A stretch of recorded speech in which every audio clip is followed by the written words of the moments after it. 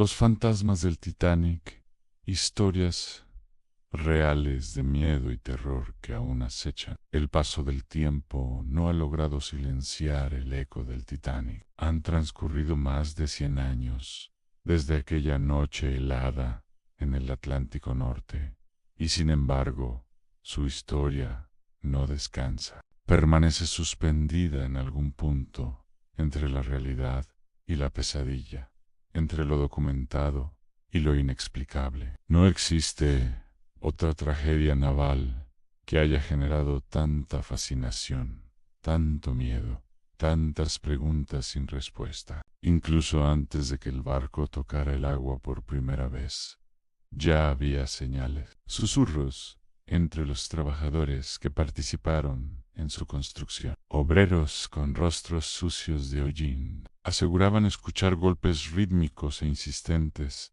provenientes del interior de las paredes metálicas del casco. La versión más inquietante sugiere que algunos trabajadores habrían quedado atrapados accidentalmente dentro de las estructuras, sellados sin posibilidad de escape. En 1898, Morgan Robertson publicó Futility, narrando el hundimiento de un barco llamado Titan, increíblemente similar al Titanic en cada detalle. El Titan tenía dimensiones similares, pocos botes, navegaba en abril y su capitán se apellidaba Smith.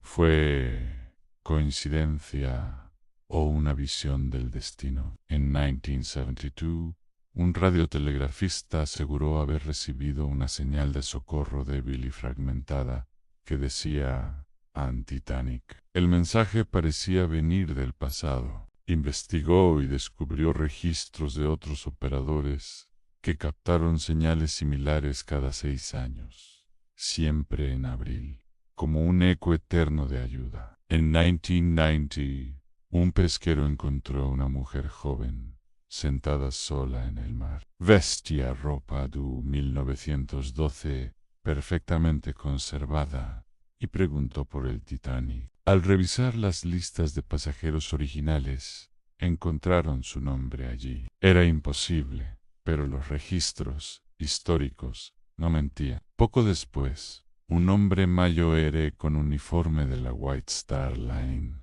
fue hallado flotando. Su identidad coincidía con el mismísimo Capitán Smith. En la casa natal de un oficial, los nuevos dueños vivieron fenómenos extraños, ruidos nocturnos, bajas de temperatura y la figura de un hombre atravesando paredes. Incluso describieron inundaciones repentinas dentro de las habitaciones, como si el espíritu del océano se manifestara en tierra firme. Teorías hablan de incendios ocultos debilitando el casco o de un intercambio de barcos para un fraude de seguros. Conspiraciones que alimentan el misterio. Pero quizás lo más inquietante es la sensación de que la historia no ha terminado. Algo quedó atrapado entre el hielo y el acero, y de vez en cuando el Titanic encuentra la forma de recordarnos que sigue allí,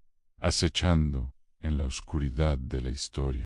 Pero lo verdaderamente perturbador no comienza cuando el Titanic se hunde, no empieza en el momento en que el casco se parte, ni cuando las luces se apagan, ni siquiera cuando los últimos gritos se pierden en la noche helada del Atlántico Norte.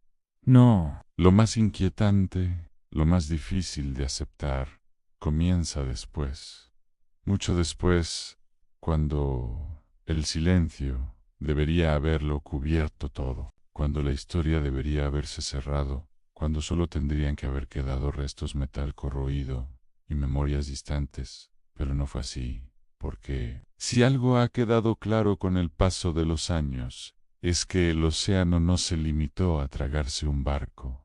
El océano guardó algo más, algo que no sé, descompone algo que no responde al tiempo, algo que no sigue las reglas, algo que en determinadas noches, cuando las condiciones son exactas, cuando el silencio es demasiado profundo, parece intentar regresarlos Primeros equipos que descendieron hasta los restos del Titanic esperaban encontrar ruinas. Hablaron de incomodidad, de tensión constante, como si al acercarse al casco del Titanic no estuvieran explorando un objeto, sino entrando en un lugar que aún pertenece a alguien. Era algo más, algo que no podían medir, algo que no podían explicar, algo que se sentía. Algunos operadores reportaron sonidos, golpes secos, vibraciones breves, resonancias que parecían responder a su presencia,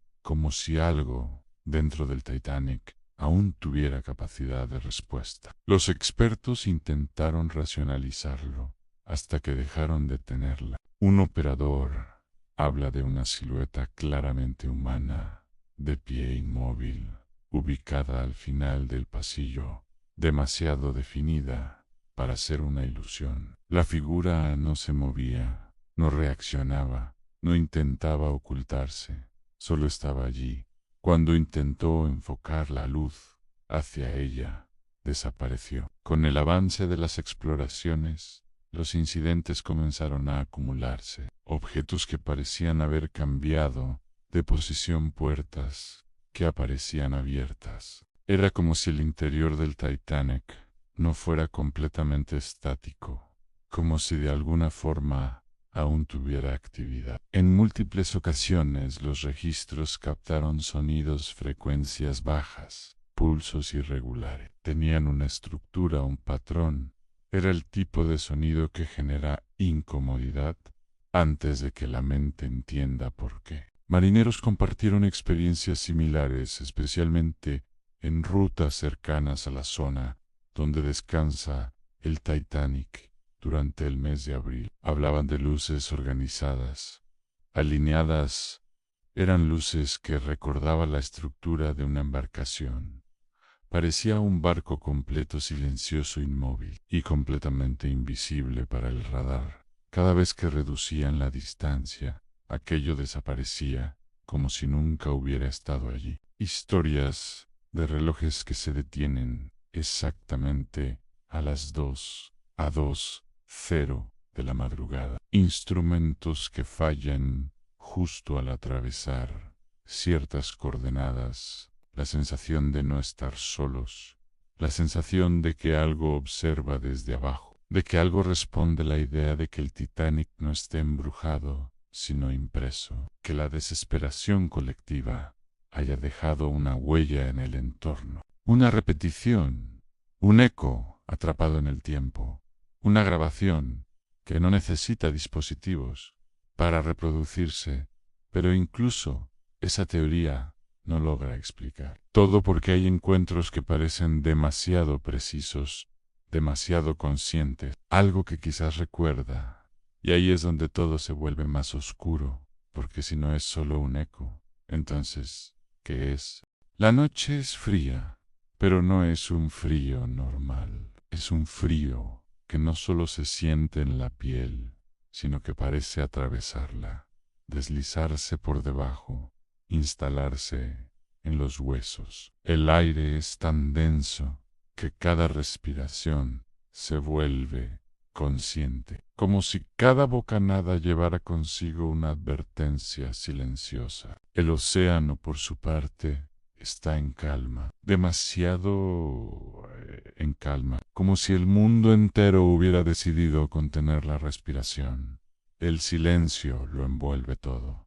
Pero no es un silencio vacío, es un silencio que pesa, un silencio que parece tener presencia. A bordo del Titanic, esa sensación aún no ha alcanzado a todos. En los niveles superiores, la vida continúa como si nada pudiera alterarla. La música fluye suavemente, las copas chocan con delicadeza, resonando como pequeñas campanadas de confianza. Aquí no puede pasar nada, pero el Titanic es un mundo dividido, y en los niveles más bajos, donde el ruido de las máquinas domina, algo ya ha comenzado. Untrabollader, cubierto de carbón, se detiene de repente. No es fatiga. Algo lo obliga a detenerse. Entre el estruendo habitual del metal hay algo que no encaja.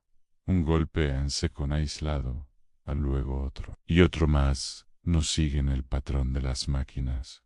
Son otra cosa, como si alguien estuviera intentando comunicarse. Extiende la mano, apoyándola sobre la superficie fría, y entonces lo sientan la vibración. Algo está golpeando desde el otro lado. Los impactos se vuelven más rápidos, más desesperados. El hombre retrocede bruscamente, el miedo reemplazando cualquier lógica. Cuando regresa con un compañero, el sonido ha desaparecido. Solo el ruido habitual, pero ahora ese ruido ya no es normal. Arriba, en la cubierta, el cielo se extiende como un lienzo perfecto.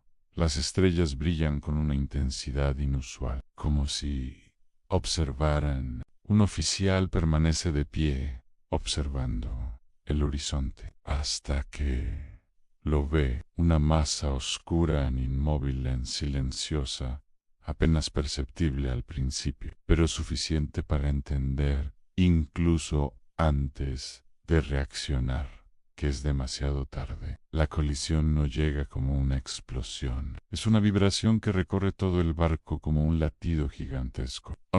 Como si el Titanic acabara de despertar algo. En los minutos siguientes, la confusión comienza a extenderse como una sombra lenta. Pero en las profundidades del barco, donde el agua comienza a infiltrarse, algo más se mueve con ella. Un marinero desciende con una linterna. Cada paso lo aleja más de la seguridad. El agua ya está allí oscura, helada. La linterna proyecta sombras que parecen moverse, y entonces la ve. No es una ilusión, es una figura, de pie, inmóvil, silenciosa. Observándolo, no debería haber nadie allí. El marinero intenta hablar, pero su voz no sale.